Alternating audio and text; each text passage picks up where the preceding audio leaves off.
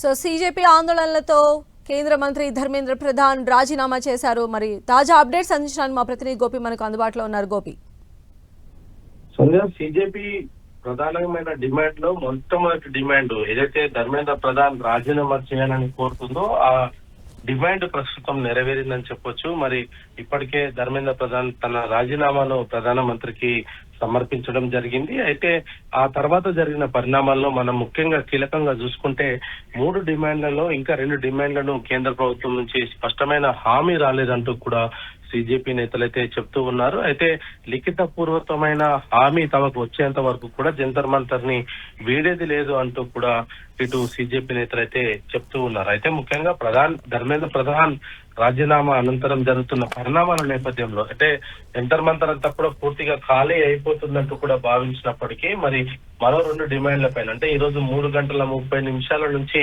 4 గంటల వరకు కూడా కేంద్రం ఇటు సిజేపీ నాయకులతోటి చర్చించేందుకు ముందుకు రావడం జరిగింది. మరి ఆ నేపథ్యంలో సిజేపీ నాయకుల డిమాండ్ మేరకు మరి ప్రభుత్వం పనిచేయబోతుందా లేదంటే ఇటు ఇప్పటికే ధర్మేంద్ర ప్రధాన్ ప్రధానమైన డిమాండ్ నెరవేర్చిన నేపథ్యంలో మరి ఏం జరగబోతుంది అనేది కూడా కొంత ఇంకా సస్పెన్స్ అయితే నెలకొంది. మరి జంతర్ మంతర్ వేదిక గత కొద్ది రోజులుగా కూడా జరుగుతున్న పరిణామాలన్నింటినీ కూడా కేంద్రం చాలా సున్నితంగా పరిశీలిస్తున్న పరిస్థితి అయితే. మరి ఈ రోజు ధర్మేంద్ర ప్రధాన్ రాజీనామా అనంతరం సిజేపీ ఏ విధంగా వ్యవహరించబోతుంది, మరి ఆ నాయకులంతా కూడా ఇప్పటికే అక్కడ కొంత సంబరాల్లో మునిగి తేలినప్పటికీ కూడా. రైట్ గోపి, ఒక నిమిషం హోల్డ్ లోనే ఉండండి. ఇదే విషయం పైన స్పందించడానికి కూనంనేని సాంబశివరావు గారు ఉన్నారు. నమస్తే అండి. ఈ రోజు కేంద్ర మంత్రి ధర్మేంద్ర ప్రధాన్ రాజీనామా చేశారు. అంటే cockroach Janata party main demands లో ప్రధాన డిమాండ్ వాళ్ళు నెరవేర్చుకున్నటువంటి పరిస్థితి ఉంది. దీనిపైన మీ స్పందన ఏంటండి?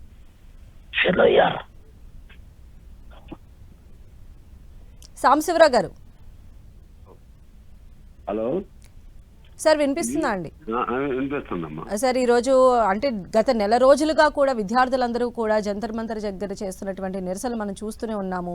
సో కేంద్రం ఎట్టకేలకు తలొగ్గిందని మనం భావించవచ్చా? దీనిపైన మీ కామెంట్ ఏంటి? ఇది విద్యార్థులు అందరికీ విజయం, విద్యార్థి లోకానికి విజయం, ప్రజాస్వామ్యానికి విజయం.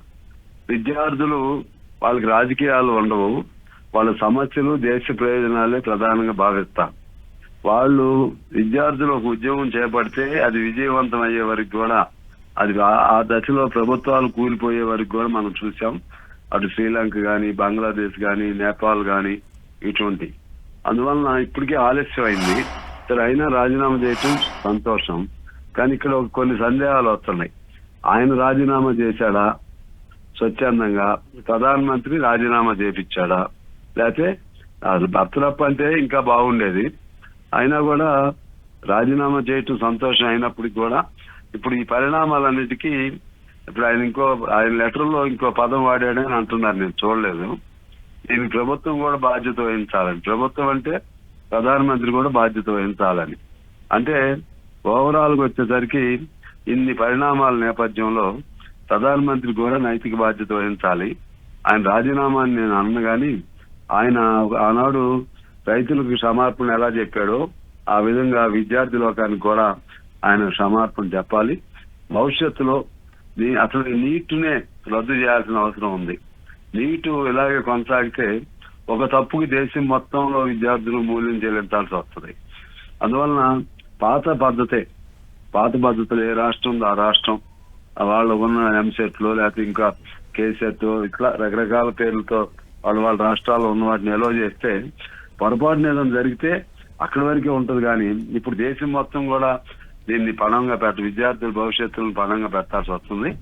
ఇంకా దీని మీద కూలంకషంగా అధ్యయనం చేసి భవిష్యత్తులో ఇటువంటి పునరావృతం కాకుండా చేయాలి. తర్వాత విద్యార్థులు కానీ ఇవాళ దేశంలో రోజు రోజుకి ప్రతి సమస్య పైన కూడా ఇవాళ అందరూ బయటకు వస్తున్నారు. అటు రామ మందిరం ఇష్యూ కానీ, లేకపోతే ఇటు రైతాంగం కానీ, ఇప్పుడు ఈ విద్యార్థులు కానీ, ఏది కూడా ప్రజలు కానీ ఆయా వర్గాలు ఎవరు కూడా ఇక సైలెంట్ గా ఉండే పరిస్థితి లేదు. అందువల్ల పాలకులు కూడా జాగ్రత్తగా ఉండటం మంచిదని నేను తెలియజేస్తా ఉన్నా. సార్ ఇప్పుడు మనం చూసాం అంటే పెద్ద ఎత్తున ఈరోజు ఉద్యమం అయితే వచ్చింది స్టూడెంట్స్ దగ్గర నుంచి. అంటే మీరు చెప్పినట్టుగా నిజంగానే గవర్నమెంట్స్ కూడా కూలిపోయినటువంటి సంఘటనలు కూడా మనం చూసాం. సో ఇప్పుడు అంటే కేంద్ర ప్రభుత్వము ఈ విషయంలో నిజంగా ఎలాంటి దిద్దుబాటు చర్యలు చేస్తే బాగుంటుందంటారు? అంటే ఒకప్పుడు ఉన్నటువంటి నీట్కి సంబంధించినటువంటి ప్రపోజల్స్ అన్ని రాష్ట్రాలు కూడా పెడుతూ ఉన్నాయి, అంటే మా దగ్గరే మేము ఇది నిర్వహించుకుంటామని చెప్పి. సో దానికి సంబంధించి కూడా ఒక స్టెప్ పడే ఛాన్సెస్ ఎంతవరకు ఉండొచ్చు? ఈ దిద్దుబాటులో ప్రధానంగా చేయాల్సింది ఏంటంటే, ఒకటి నీటిని రద్దు చేయటం, ఒకటి మళ్ళీ పాత వ్యవస్థను కొనసాగించడం, రెండు ఈ అసలు దీనిపైన ఎవరెవరు ఎట్లా తప్పులు చేశారు, ఎలా జరిగింది, వీటన్నిటిపైన ఒక వివరణ పత్రం అది ప్రధానమంత్రి ఇవ్వటం మంచిది. విద్యాశాఖ మంత్రి రాజీనామా చేశాడు కాబట్టి అసలు ఎట్లా జరిగింది ఇవన్నీ కూడా తెలవాలి, ఎందుకు జరుగుతున్నాయి ఇట్లా. రెండోది, మూడో అంశం వచ్చేసరికి భవిష్యత్తులో ఇటువంటి ఏది జరగకుండా ఉండే విధంగా వీళ్ళకి ఏ తరహా ఇందులో నేరస్తులు ఇప్పుడు 47 మందిని సస్పెండ్ చేశారు, వాళ్ళకి ఎటువంటి శిక్షలు వేస్తారు, ఇట్లా అనేక విద్యార్థులు లేవనెత్తిన అనేక కీలక అంశాలు ఉన్నాయి. నష్టపోయిన విద్యార్థుల కుటుంబాలకి కొంత నష్టపరిహారం కూడా విద్యార్థులు అడిగారు. ఈ అన్ని అంశాలని వాళ్ళని పిలిపించుకుని ఇప్పటికైనా సరే దిద్దుబాటు అంటే విద్యార్థులతో, అదేవిధంగా మొన్నటి వరకు మన